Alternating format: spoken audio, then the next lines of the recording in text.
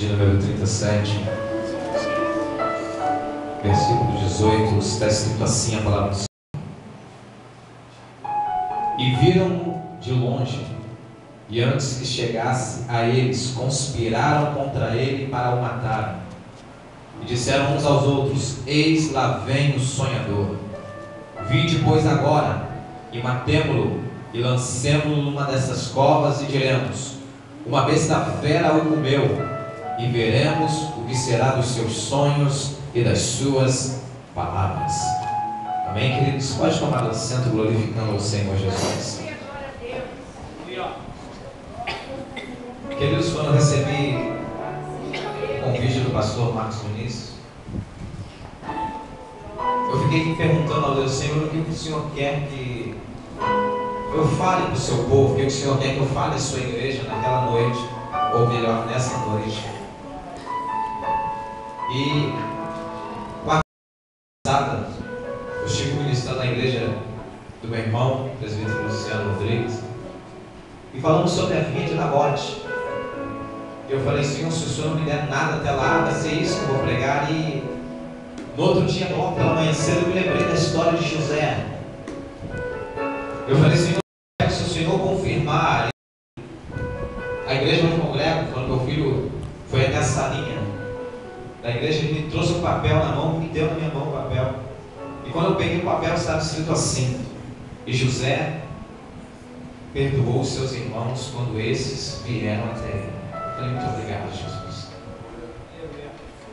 E formulando essa mensagem, eu comecei a ministrar. Eu não sei se você que prega faz isso, mas eu pego o controle remoto da televisão, faço de microfone, começo a pregar.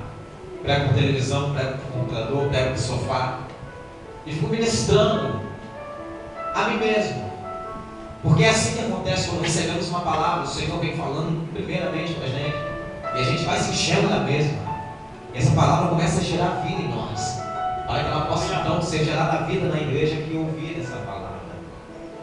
Queridos, a história de José é muito conhecida, é muito se falada. E se no dia que eu chegar no céu, no dia que a trombeta tocar, depois que eu ter abraçado Jesus, depois de ter participado da festa, daquele banquete maravilhoso, vou querer reconhecer esse moço. Vou falar para ele: olha, José, eu te admiro, rapaz, porque eu conheci sua história, já preguei sobre ela, e essa história gerou em mim sonhos e desejos que nunca antes geraram. Eu quero pregar debaixo de um tema nessa noite: seus sonhos não podem morrer. Aquilo que Deus plantou no seu coração não pode ter um final. O único final é o final da realização do querer e da vontade do Senhor para a sua vida. Você crê nisso? José era um menino de 17 anos quando a sua história começa a ser narrada. Quando essa história de Gênesis 37 começa a ser narrada. José era o filho mais amado por seu pai Jacó, porque era filho de Raquel, a mulher quem ele amava. O primeiro filho de Raquel. José foi um dos últimos filhos de José, ou melhor, de Jacó. Jacó já tinha outros filhos: Rubem, Judá, Simeão, Azer, Dan, enfim. Só que José se identificava com seu pai. Embora Jacó amasse mais José que seus outros irmãos, José não era um menino como os outros irmãos, não andava no caminho dos outros irmãos. Tanto que a palavra do Senhor vem dizendo que José levava más notícias ao seu pai por causa dos seus irmãos. Embora convivesse com a mesma casa, embora convivesse com seus outros irmãos, ele não se detinha no caminho dos seus irmãos, que era um caminho torto e pecaminoso. Aprenda com José que para ter o auxílio do pai, para receber o favor do pai, não pode ter uma vida dissoluta em pecado, tem que viver em santidade, porque uma vida em santidade é uma vida guardada e protegida debaixo da mão do Todo-Poderoso. Esse é José.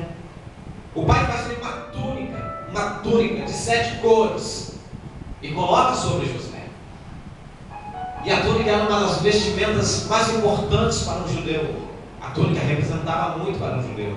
E quando os irmãos de José viram que o seu pai colocaram uma túnica, deram para ele uma túnica, eles logo entenderam que Jacó estava dando José sucessor na sua casa. E como os irmãos já não gostavam muito de José por causa da atitude de José, que era contrária às atitudes deles. Diz a palavra do